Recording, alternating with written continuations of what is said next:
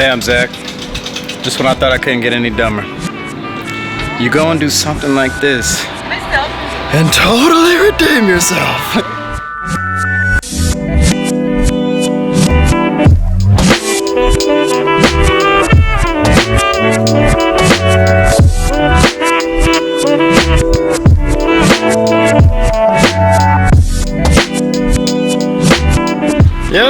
As promised, we're gonna be in Florence today, and we are in Florence today.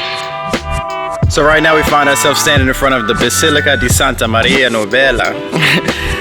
Yeah, so it's an old Gothic church that was built in like 13th century, and it's pretty marvelous. It's beautiful. So the design of it was built by a very famous artist, very famous Italian artist, and it is Sunday. I'm not sure if we can go inside, but truth is there are other religious structures that I'd like to see, so I'm gonna keep it moving, but this is a beautiful place.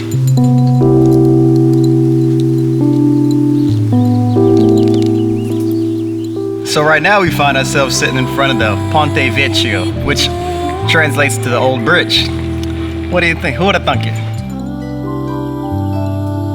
So this bridge is truly a testament of Florence standing the test of time.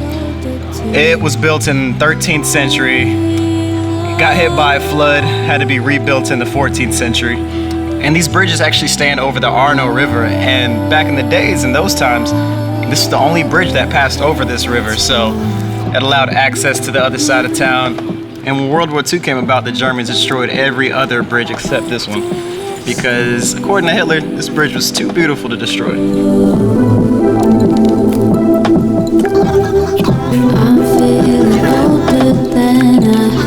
Why, Zach? Why? Why?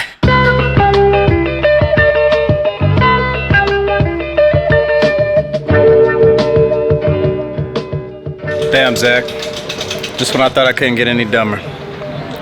You go and do something like this and totally redeem yourself. That's why. That's why you go hiking.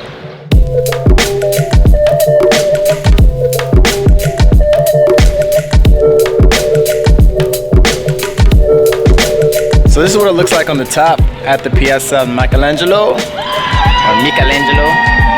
and it's pretty much a big ass parking lot.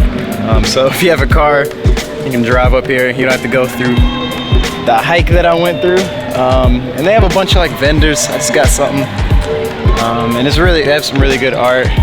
Of course, they have the statue of David here, and of course the overlook of the beautiful town.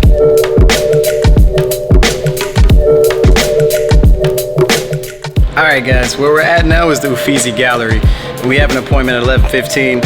So the Uffizi Gallery actually houses Florence's largest collection of Renaissance art. And I'm really not an art gallery kind of guy, but I think this was going to be special. So let's roll.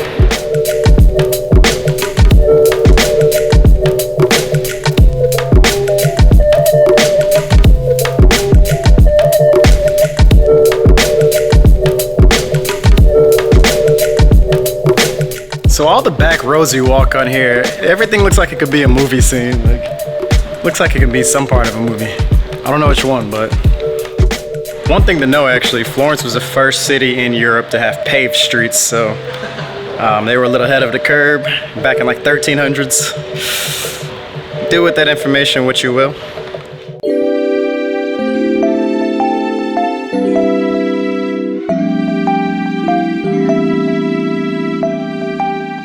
So I just left that art gallery, and it actually was very beautiful. For somebody that doesn't like art galleries, I was actually very entertained, mostly by the sculptures. So it was actually a very good time. If I was an art enthusiast, I'd probably implode if I was here. So with that being said, I finally got into the Duomo, or the cathedral, which is the main church in all these European cities. And goddamn, check this thing out.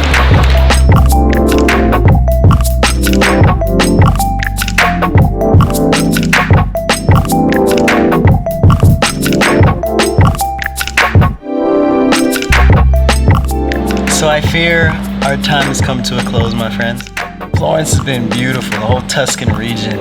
San Gimignano, that hilltop village, the medieval town on top. Man, it's been an incredible weekend. I would definitely suggest it's worth spending a couple of days in Florence and taking it all in. There's so many more museums and just beautiful structures, things to see while you're here. So definitely take a little more time there, but also try to get at least a day in on the countryside. I didn't tell you much about lodging either, so I stayed at the student hotel, which is where I'm at now, and it was actually a very nice stay. It's not a bad look, especially if you're traveling solo. It's very easy to meet people in a place like this. That's why I like to go with hostels most of the time. But yo, it's been a great weekend. I appreciate y'all watching Afro Wonders Tuscany. Y'all take care. I'm gonna catch y'all on the next one, alright? Peace.